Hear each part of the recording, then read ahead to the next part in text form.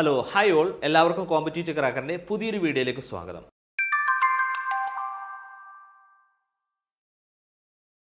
നമ്മൾ എടുക്കാൻ പോകുന്ന ഏരിയ എന്ന് പറയുന്നത് UGC നെറ്റ് ജനറൽ പേപ്പറിന് വേണ്ടിയിട്ട് തയ്യാറെടുക്കുന്നവർക്ക് വേണ്ടിയിട്ടുള്ള റിസർച്ച് ആപ്റ്റിറ്റ്യൂഡ് എന്ന് പറയുന്ന ഒരു സബ്ജക്റ്റാണ് നമ്മൾ എടുക്കുന്നത്. നമുക്കറിയാം വളരെ ഇമ്പോർട്ടൻ്റ് ആയിട്ടുള്ളൊരു സബ്ജക്റ്റാണ് റിസർച്ച് ആപ്റ്റിറ്റ്യൂഡ് എന്ന് പറയുന്നത്. അതായത് നമുക്ക് പേപ്പർ 1-ൽ, അതായത് നിങ്ങൾ പഠിക്കുന്ന ഏതൊരു സബ്ജക്റ്റ് ആയിട്ട് UGC നെറ്റ് വേണ്ടി പ്രിപ്പയർ ചെയ്യുന്ന എല്ലാവരെയും സംബന്ധിച്ചും പേപ്പർ 1-ലും അതുപോലെ തന്നെ പേപ്പർ 2-ലും അതുപോലെ തന്നെ നമുക്ക് നെറ്റ് കിട്ടിക്കഴിഞ്ഞതിന് ശേഷവും വളരെ അത്യാവശ്യമായിട്ടുള്ള ഒരു സബ്ജക്റ്റാണ് റിസർച്ച് ആപ്റ്റിറ്റ്യൂഡ് എന്ന് പറയുന്നത്.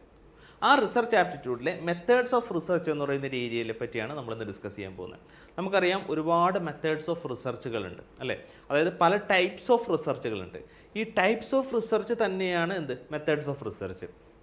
ഈ മെത്തേഡ്സ് ഓഫ് റിസർച്ച് എന്ന് പറയുന്ന ഒരു ആസ്പെക്റ്റിൽ നമ്മൾ പഠിക്കണമെന്ന് വെച്ചിട്ടുണ്ടെങ്കിൽ ഓരോ സിറ്റുവേഷനിലും നമ്മൾ ഏത് മെത്തേഡ് യൂസ് ചെയ്യണം എന്നുള്ള രീതിയിൽ പഠിക്കുമ്പോഴാണ് അതിന് മെത്തേഡ്സ് ഓഫ് റിസർച്ച് എന്ന് പറയുന്നത്. സോ ആക്ച്വലി എന്ത് തന്നെയാണ്, അത് ടൈപ്സ് ഓഫ് റിസർച്ച് ഒക്കെ തന്നെയാണ്. ഓക്കെ, സോ ഈ മെത്തേഡ്സ് ഓഫ് റിസർച്ച് സിറ്റുവേഷനലി നമ്മൾ കൈകാര്യം ചെയ്യുമ്പോൾ ബേസിക്കലി 5 ടൈപ്സ് ഓഫ് മെത്തേഡ്സ് ആണ് നമുക്ക് വരുന്നത്.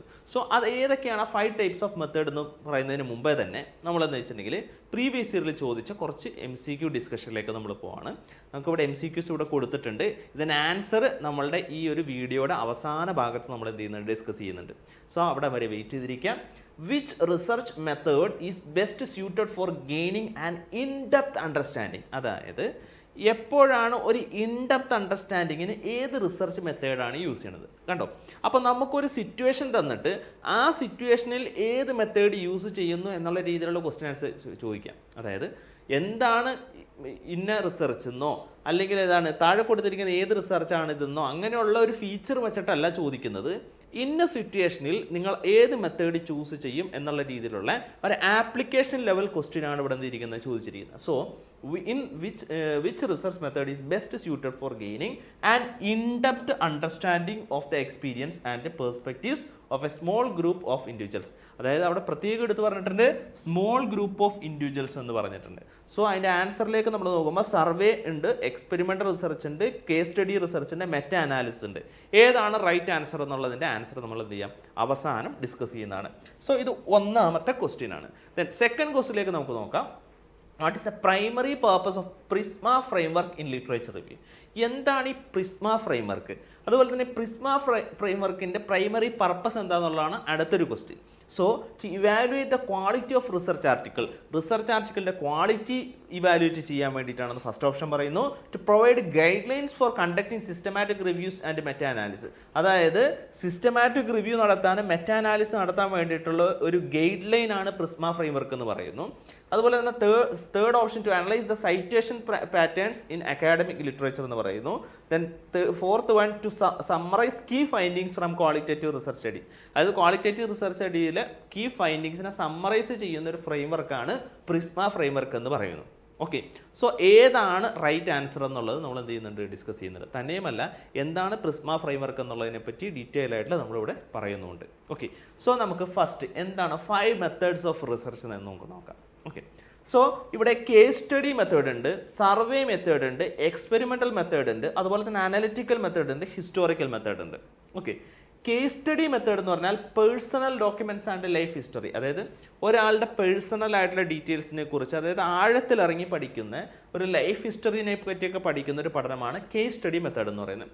നമുക്ക് അടുത്ത സ്ലൈഡിൽ എന്താണ് കേസ് സ്റ്റഡി മെത്തേഡ് എന്നുള്ളത് കുറച്ചും കൂടി നല്ല രീതിയിൽ എക്സ്പ്ലെയിൻ ചെയ്യുന്നുണ്ട്.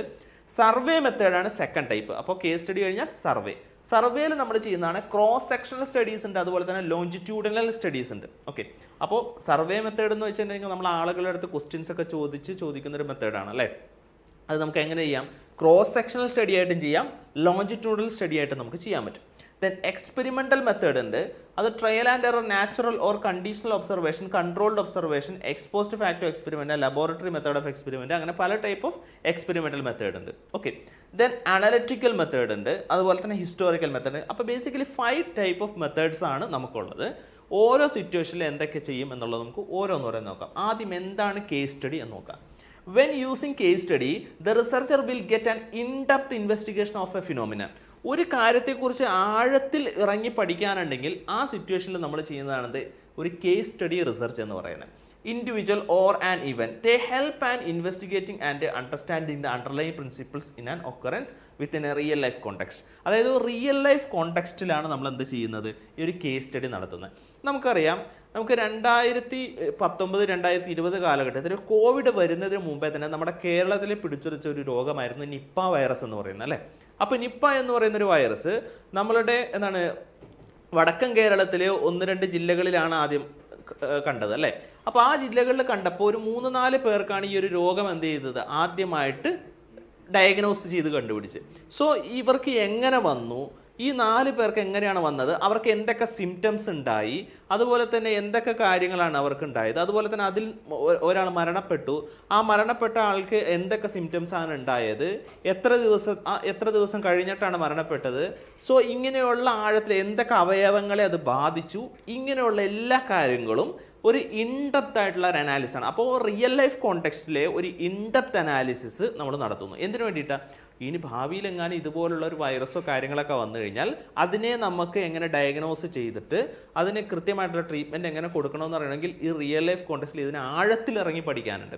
അപ്പോൾ ഒരുപാട് സാമ്പിൾസ് എടുത്ത് പഠിക്കുന്ന ഒരു സിറ്റുവേഷൻ അല്ല ഈ കേസ് സ്റ്റഡി റിസർച്ച് എന്ന് പറയുന്നത്. നമ്മൾക്ക് ഒരു റിയൽ ലൈഫ് കോണ്ടെക്സ്റ്റിൽ നമുക്ക് ആഴത്തിൽ ഇറങ്ങിയിട്ട് നമുക്ക് പഠിക്കാനുണ്ടെങ്കിൽ ആ സിറ്റുവേഷനിൽ നമ്മൾ ഫോളോ ചെയ്യുന്നൊരു മെത്തേഡാണിത് കേസ് സ്റ്റഡി റിസർച്ച് എന്ന് പറയുന്നത്. Okay, so the case study research method originated in clinical medicine. അതായത് സത്യത്തിൽ ഈ പറഞ്ഞ ഈ കേസ് സ്റ്റഡി റിസർച്ച് എന്ന് പറയുന്നത് ക്ലിനിക്കൽ മെഡിസിൻസ് ആ കാര്യത്തിന് വേണ്ടിയിട്ടാണ് എന്ത് ചെയ്തിരിക്കുന്നത്, യൂസ് ചെയ്തിരിക്കുന്നത്. പക്ഷേ റീസെൻ്റ്ലി ഇപ്പോൾ എന്ത് ചെയ്യുന്നുണ്ട്, കേസ് സ്റ്റഡി മെത്തേഡ് മാനേജ്മെൻറ്റ് റിസർച്ചിൽ അതുപോലെ തന്നെ സോഷ്യൽ സയൻസ് റിസർച്ചിലൊക്കെ എന്ത് ചെയ്യുന്നുണ്ട്, യൂസ് ചെയ്യുന്നുണ്ട്. അതുപോലെ തന്നെ in psychology, case studies are often confined to study of a particular individual. അതായത് ഈ പറഞ്ഞ സൈക്കോളജിയിലാണെങ്കിൽ ഒരു പർട്ടിക്കുലർ ഇൻഡിവിജ്വലിനെ കുറിച്ച് ഡീറ്റെയിൽഡ് ആയിട്ട് പഠിക്കുന്ന ഒരു രീതിയാണ്. അപ്പോൾ സൈക്കോളജിയിലും അതുപോലെ തന്നെ ഈ ഫിസിയോതെറാപ്പി ഇങ്ങനെയുള്ള പല മെഡിക്കൽ സിറ്റുവേഷനിലെല്ലാം കൂടുതൽ യൂസ് ചെയ്യുന്ന പഠനം എന്താണ്, കേസ് സ്റ്റഡിയാണ്. ഓക്കെ, കാരണം അവർക്ക് വരുന്ന ഓരോ കാര്യങ്ങളും ഈ ഡോക്ടർമാരുടെ അടുത്ത് വന്ന ഓരോ കാര്യങ്ങൾ അവരെ സംബന്ധിച്ച് ചിലപ്പോൾ പുതിയ കേസുകൾ വരുന്നുണ്ടാവും. അതായത് ഇതുവരെ കണ്ടെത്താത്ത പുതിയ രോഗലക്ഷണങ്ങളൊക്കെ വന്നു കഴിഞ്ഞാൽ അത് അവരെന്ത് ചെയ്യും, ഒരു കേസ് സ്റ്റഡി ആയിട്ട് എടുത്തിട്ട് അതിനെ ഡീറ്റെയിൽ ആയിട്ട് ഇരുന്ന് പഠിച്ച് അതിൻ്റെ റിപ്പോർട്ട് അവർ സബ്മിറ്റ് ചെയ്യും. അതുപോലെ തന്നെ ജേണലായിട്ട് അവരെന്ത് ചെയ്യും, അതിനെ അവതരിപ്പിക്കും. സോ ഇത്തരത്തിലുള്ള പഠനത്തിനാണ് എന്ത് വിളിക്കുന്നത്, കേസ് സ്റ്റഡി എന്ന് വിളിക്കുന്നത്. ഓക്കെ, അപ്പോൾ അമേരിക്കയിൽ ഇരുന്ന ഒരു ഡോക്ടർ ചിലപ്പോൾ കേസ് സ്റ്റഡി ചെയ്യും. അതുപോലെ തന്നെ ഇതേ രോഗലക്ഷണങ്ങളുള്ള മറ്റൊരു കാര്യത്തെപ്പറ്റി ചിലപ്പോൾ വേറൊരു രാജ്യത്തും കേസ് സ്റ്റഡി നടത്തുന്നുണ്ടാവും. അങ്ങനെ ഒരു 3-4 രാജ്യങ്ങളിലോ അല്ലെങ്കിൽ ഒരു 10-15 രാജ്യങ്ങളിലോ ഡോക്ടർമാർ എന്ത് ചെയ്യും, ഇതുപോലുള്ള കേസ് സ്റ്റഡികൾ ഒരേ സിംറ്റംസ് കാണുന്ന ചില രോഗങ്ങളെ പറ്റിയുള്ള കേസ് സ്റ്റഡീസ് നടത്തി കാണും.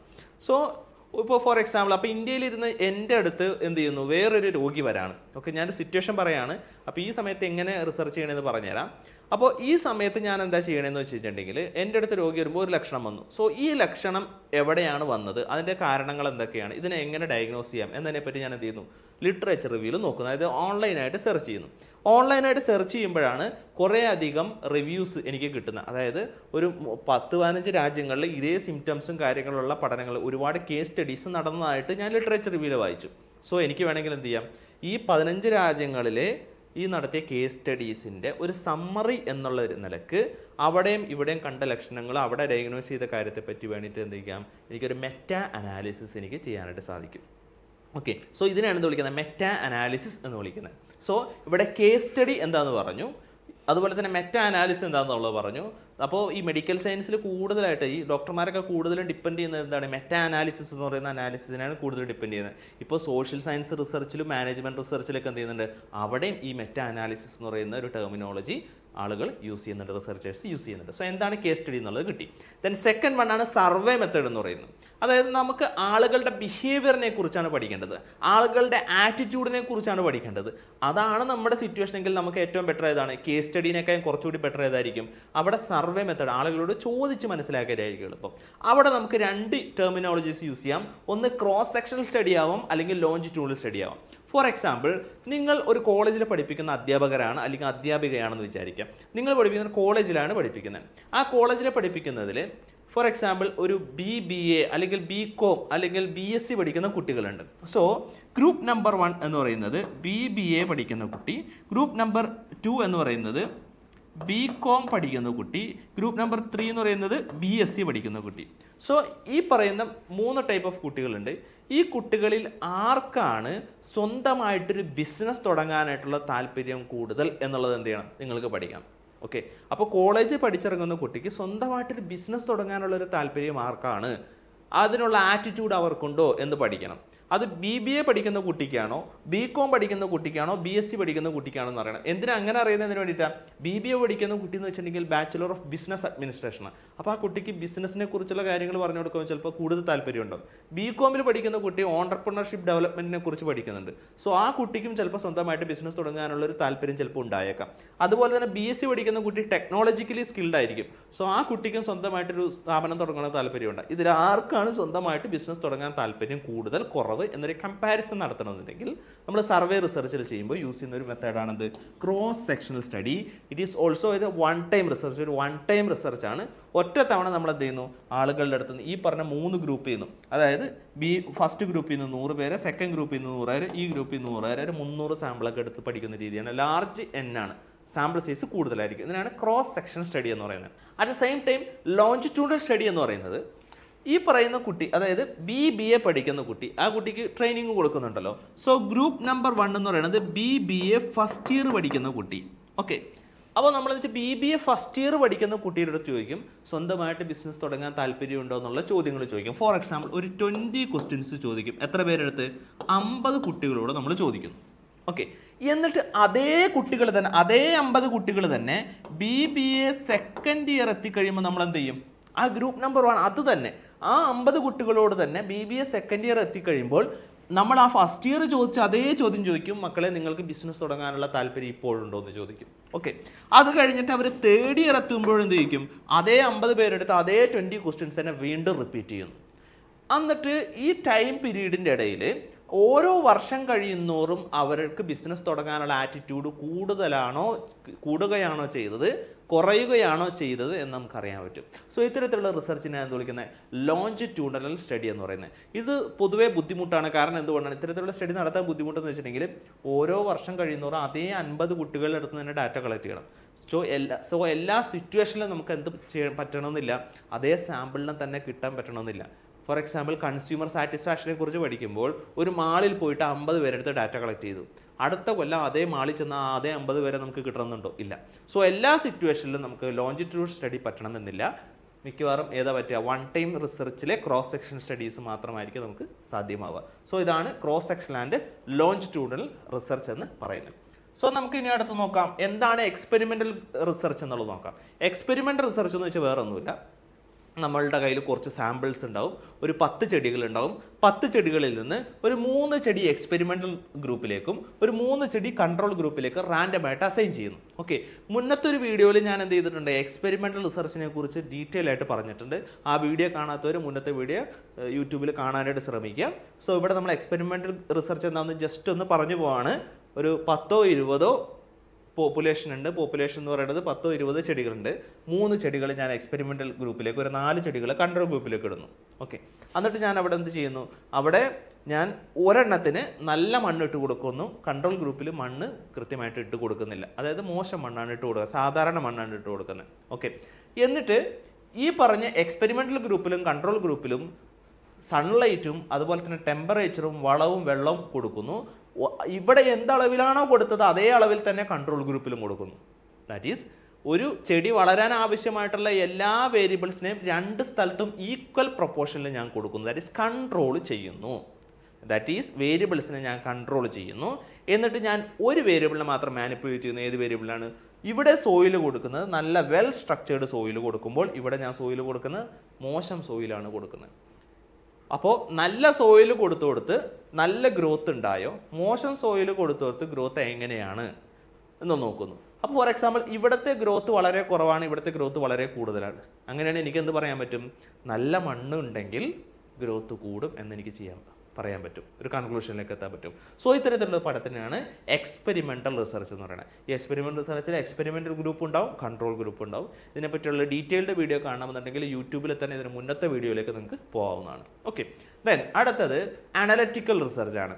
എന്താണ് analytical research? The aim understand phenomena by discovering and measuring causal relation among them. അതായത് കാരണം കണ്ടെത്താൻ വേണ്ടിയിട്ട് ചെയ്യുന്ന റിസർച്ച് ആണ് എന്ത്? Analytical research. നമുക്കൊരു എക്സാമ്പിളിലേക്ക് പോയി കഴിഞ്ഞാൽ തന്നെ നമുക്ക് മനസ്സിലാവും.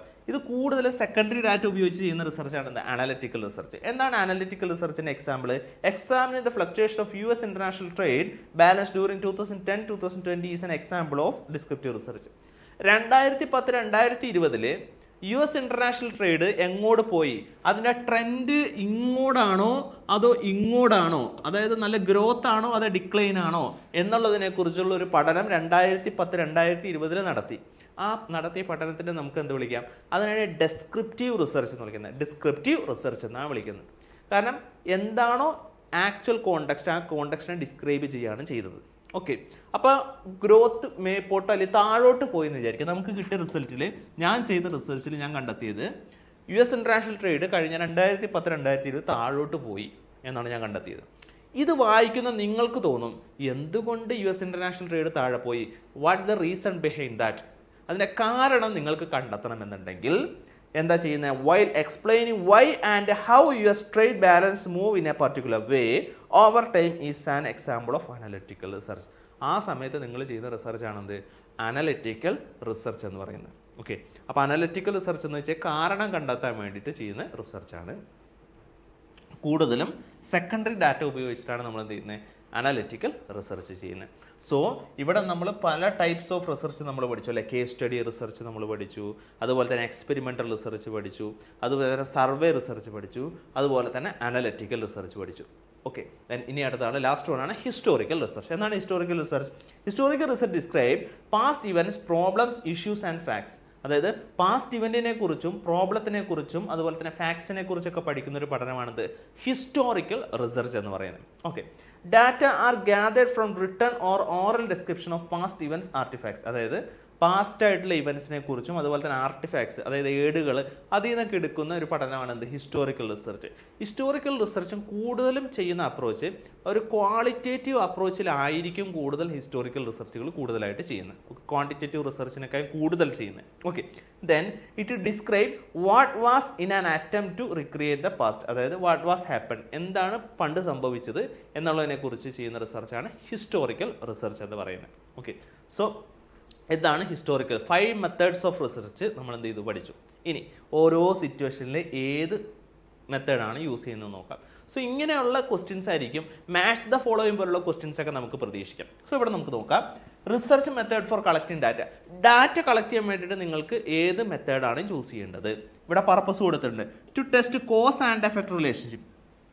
നിങ്ങൾക്ക് കോസ് ആൻഡ് എഫക്ട് റിലേഷൻഷിപ്പിനെ കുറിച്ചാണ് പഠിക്കേണ്ടതെങ്കിൽ നിങ്ങൾ യൂസ് ചെയ്യേണ്ട മെത്തേഡ് എക്സ്പെരിമെന്റൽ അല്ലെങ്കിൽ ക്വാസി എക്സ്പെരിമെന്റൽ റിസർച്ച് ആണ് ചെയ്യേണ്ടത്.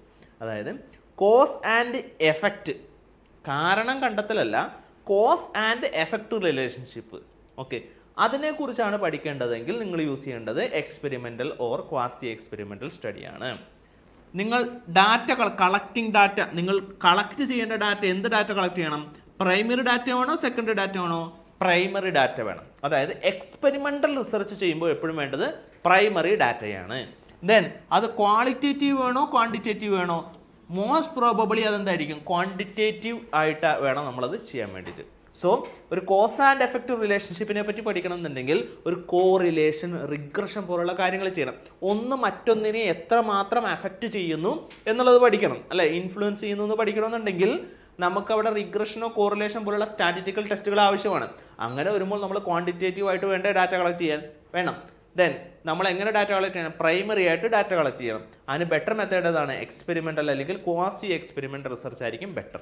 Okay, then second situation, to understand the general characteristics of a population. അതായത് ഒരു പോപ്പുലേഷന്റെ ഒരു ക്യാരക്ടർ എന്താണ്, ആ പോപ്പുലേഷന്റെ അഭിപ്രായം, അവരുടെ സ്വഭാവം എന്താണ്, ആറ്റിറ്റ്യൂഡ് എന്താണ്, അങ്ങനെയുള്ള കാര്യത്തെക്കുറിച്ചാണ് പഠിക്കേണ്ടത്. To understand general characteristics of a population. കുട്ടികൾ എന്താണ് വിചാരിക്കുന്നത്, അവരുടെ ആറ്റിറ്റ്യൂഡ് എന്താണ്, അല്ലെങ്കിൽ കസ്റ്റമറുടെ മനോഭാവം എന്താണ്, ഇതിനെക്കുറിച്ചാണ് നമുക്ക് പഠിക്കേണ്ടതെങ്കിൽ better research method is survey method. അതിന് നമ്മൾ എന്താ യൂസ് ചെയ്യേണ്ടത്? പ്രൈമറി ഡാറ്റ കളക്ട് ചെയ്യേണ്ടത്. സെക്കൻഡറി ഡാറ്റ അല്ല, പ്രൈമറി ഡാറ്റ കളക്ട് ചെയ്യേണ്ടത്. അതിന് നമ്മൾ എന്താ ചെയ്യേണ്ടത്? ക്വാണ്ടിറ്റേറ്റീവ് ഡാറ്റയാണ് കുറച്ചുകൂടി ബെറ്റർ. ക്വാളിറ്റേറ്റീവ് വേണമെങ്കിൽ യൂസ് ചെയ്യാം, പക്ഷെ ബെറ്റർ ഏതായിരിക്കും? ക്വാണ്ടിറ്റേറ്റീവ് ആയിരിക്കും കുറച്ചുകൂടി ബെറ്റർ. കാരണം നമുക്ക് മെഷർ ചെയ്യാനായിട്ട് പറ്റും. Okay, then come to third one, to gain more in-depth understanding of a topic. ഒരു കാര്യത്തെക്കുറിച്ച് ആഴത്തിൽ ഇറങ്ങി പഠിക്കാനാണെങ്കിൽ അതാണ് ഇന്റർവ്യൂ അല്ലെങ്കിൽ ഫോക്കസ് ഗ്രൂപ്പ് ഡിസ്കഷൻ ആണ് കുറച്ചുകൂടി ബെറ്റർ. അതായത് ആഴത്തിൽ ഇറങ്ങി പഠിക്കാനാണെങ്കിൽ ഇന്റർവ്യൂ മെത്തേഡോ അല്ലെങ്കിൽ ഫോക്കസ് ഗ്രൂപ്പ് ഡിസ്കഷൻ ആണ് നല്ലത്. ഇനി ഒരു ഓപ്ഷൻ കേസ് സ്റ്റഡി മെത്തേഡ് തന്നിട്ടുണ്ടെങ്കിൽ കേസ് സ്റ്റഡിയും ആൻസർ ആയിട്ട് വരാം. ഓക്കെ, അപ്പോൾ കേസ് സ്റ്റഡിയും അതിൽ വരുന്നതാണ്. ഇന്റർവ്യൂ മെത്തേഡും ഫോക്കസ് ഗ്രൂപ്പ് ഡിസ്കഷനൊക്കെ എന്താണ് ആഴത്തിൽ ഇറങ്ങി പഠിക്കുന്നതാണ്. ഫോക്കസ് ഗ്രൂപ്പ് എന്ന് വെച്ചാൽ ഒരു 10 പേരെ വേറെ വേറെ ഗ്രൂപ്പ് ആക്കുന്നു, 10 പേരെടുത്ത് ഇന്റർവ്യൂ നടത്തുന്നു, ഈ 10 പേരെടുത്ത് ഇന്റർവ്യൂ നടത്തുന്നു, ഈ 10 പേരെടുത്ത് കിട്ടുന്ന പുതിയ കാര്യമുണ്ടെങ്കിൽ ആ പുതിയ വീണ്ടും ഈ 10 പേരോട് വീണ്ടും ചോദിക്കുന്നു. അങ്ങനെ സൈമൾട്ടേനിയസ്ലി അങ്ങോട്ടും മാറി മാറി കൂടുതൽ ആഴത്തിൽ പഠിക്കുന്ന ഒരു പഠനമാണിത് ഫോക്കസ് ഗ്രൂപ്പ് ഡിസ്കഷൻ എന്ന് പറയുന്നത്.